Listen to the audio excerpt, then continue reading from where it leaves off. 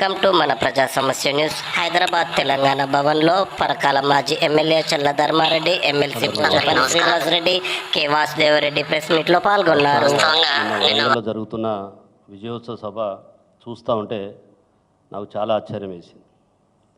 అసలు అది విజయోత్సవ సభనా లేకపోతే బూతుల సభనా అర్థం కావట్లేదు. ఒక రాష్ట్ర ముఖ్యమంత్రిగా అయిన తర్వాత ప్రజలకు ఏం నేర్పిస్తున్నావు, ముఖ్యంగా ఇప్పుడున్న యువతకు ఏం నేర్పిస్తున్నావు? అంటే రాజకీయాలంటే బూతులతోటే స్టార్ట్ చేయాలనేది నేర్పిస్తున్నావా రాబోయే తరానికి? రాజకీయం అంటేనే తిడితేనే పెద్దోళ్ళం అవుతాం అనుకుంటున్నావా? పెద్దోడిని తిడితే హీరోని అవుతాం అనుకుంటున్నాడా? నిన్న చెప్పిన విజయోత్సవ సభలో అసలు ఏం విజయం సాధించినామని సభ పెడుతున్నావు? మహిళలకు 2500 ఇచ్చినాని మహిళలను పిలుచుకున్నావా? 4000 రూపాయలు నేను వృద్ధులకు ఇస్తున్నాను సభ పెట్టుకున్నావా? గ్యాస్ సిలిండర్ 500కి ఇస్తున్నాను సభ పెట్టుకున్నావా? లేకపోతే ఆడే విజయోత్సవ సభ సంబరాలు దేనికో నాకు ఇప్పటికి కూడా అర్థం కావట్లేదు. అది కూడా మహిళలను రాకపోతే మీకు లోన్లు ఇవ్వం, మీరు రావాల్సిందే, అది కూడా మీ డబ్బులే సొంతంగా పెట్టుకొని రావాలి, ఖర్చులు మీరే పెట్టుకొని రావాలి. ఇది ఎక్కడి పద్ధతి అండి? ఎక్కడ ఆచారాన్ని తీసుకొస్తున్నారు? ఇవాళ మనం సాధించుకున్న తెలంగాణను ఎటు తీసుకుపోదలుచుకున్నారు? నేను అడుగుతున్నా, మేము చేసుకున్నాం దశాబ్ది ఉత్సవాలు, 22 రోజులు చేస్తే గ్రామాలలో పండుగ వాతావరణం, కోలాటాలు, డ్యాన్సులు, బతుకమ్మలు, బోనాలు, చెరువు కట్టల మీద గొర్రె పిల్లలను కోసుకొని గ్రామం మొత్తం సంబరాలు చేసుకున్నాం. 22 రోజులు కాదు, మేము ఇంకా నెల రోజులు చెప్తే కూడా అయిపోని సంబరాలు ఉండే. అప్పుడు గ్రామాలు ఏ విధంగా అభివృద్ధి చెందినాయి, ఎవరింటి ముందు ఏం అభివృద్ధి జరిగింది, గ్రామంలో ఏ విధంగా చేశాం, సంబరాలు చేసుకుంటే ప్రజలు సంతోషంగా చేసుకున్నారు. నీ విజయోత్సవం ఏంది? అదేదో మేమిచ్చిన వాటికి నువ్వు శిలాపలకాలు తీసి కొత్త శిలాపలకాలు పెట్టుడు విజయోత్సవమా? మేము కంప్లీట్ చేసిన దానికి రంగేసి ఓపెనింగ్ చేస్తే విజయోత్సవమా? నేను అడుగుతున్నా, ఈరోజు నిన్న మహిళా సభ పెట్టుకున్నావు. మహిళలు ఎందుకు? కళాకారులు రావాలి కదా, కాళోజీ నారాయణకు చదువుకున్న విద్యార్థులు రావాలి కదా, వాళ్ళకి ఏం భాష నేర్పినావు మహిళలను పిలుచుకొని? ఈరోజు ప్రజాకవి కాళోజీ నారాయణ అంటే ఒక గౌరవం ఉన్న వ్యక్తి. ఆయన నోట్లకెళ్ళి ఒక మాట వెళితే ఆ మాట వినాలని కోరుకునే ప్రజలు, ఆయన సూక్తులు కానీ ఆయన మాటలు కానీ నేర్చుకోవాలని కోరుకునే ప్రజలు. కానీ ఆయన ఓపెనింగ్లో, ఆయన సభలో మహిళలకు తిట్లు నేర్పుకోవడానికి పిలుచుకున్నావా? ఇలా గ్రామీణ ప్రాంతంలో మహిళలు చైతన్యవంతులైండు, బ్రహ్మాండంగా ఎడ్యుకేట్ అయ్యి వాళ్ళ ఆర్థిక పరిస్థితి, కుటుంబ ఆర్థిక పరిస్థితితో పాటు గ్రామాల ఆర్థిక పరిస్థితికి నాందిగా ఈరోజు మహిళలు ఉన్నారు. వాళ్ళను బలవంతంగా తీసుకొచ్చి నీ తిట్ల పురాణం నేర్పుతావా? మహిళలు గ్రహించింది ఈరోజు.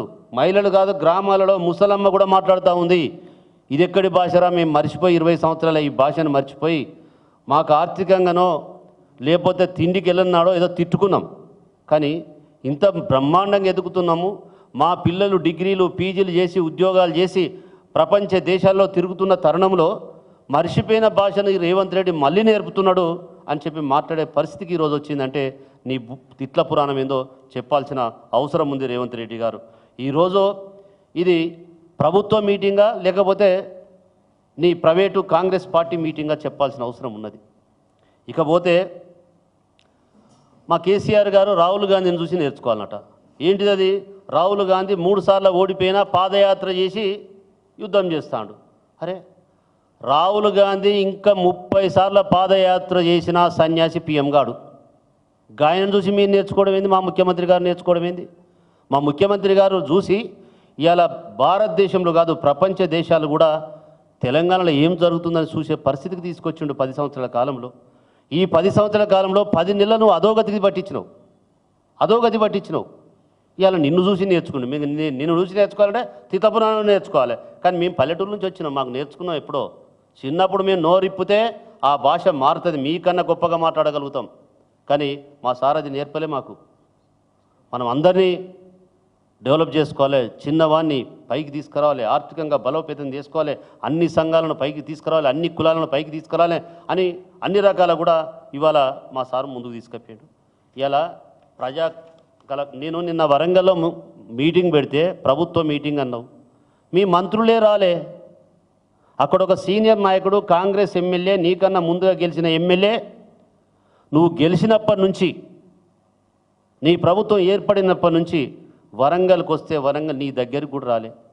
నువ్వు అక్కడి నుంచి పాదయాత్ర రూపంలో పోతే కూడా నీ దగ్గరికి రాలే. గది గ్రహించుకోలేకపోతున్నావు. నీ పార్టీలో నీకేముందో గ్రహించుకోలేని మీరేం మాట్లాడుతున్నారో ఒకసారి ఆలోచించాల్సిన అవసరం ఉన్నది.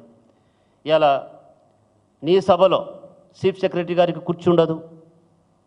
నువ్వేం చేస్తున్నావు, ఏం ఆలోచించినావు? ఇవాళ నేను అడుగుతా ఉన్నా, ఈరోజు నిజంగా చెప్పాలంటే ఒక ముఖ్యమంత్రి గారు ఆదర్శప్రాయంగా ఉండాలి. యువత ముఖ్యమంత్రి గారి మాట్లాడే భాష చూస్తే వాళ్ళు చెడుదారిలో పట్టే వాళ్ళు కూడా రావాలి. ఇంకా అంటాడు, డబ్బులు మాకు అధికంగా అయినాయి కాబట్టి బెల్ట్ షాప్లో పోయి మొగోళ్ళంతా తాగుతానులట. నువ్వు ఎలక్షన్ మేనిఫెస్టోలో ఏం పెట్టావండి? బెల్ట్ షాపులు బంద్ చేస్తానని అధికారంలోకి వచ్చినా అన్నావు. నిన్నేం మాట్లాడావు నువ్వు సభలో?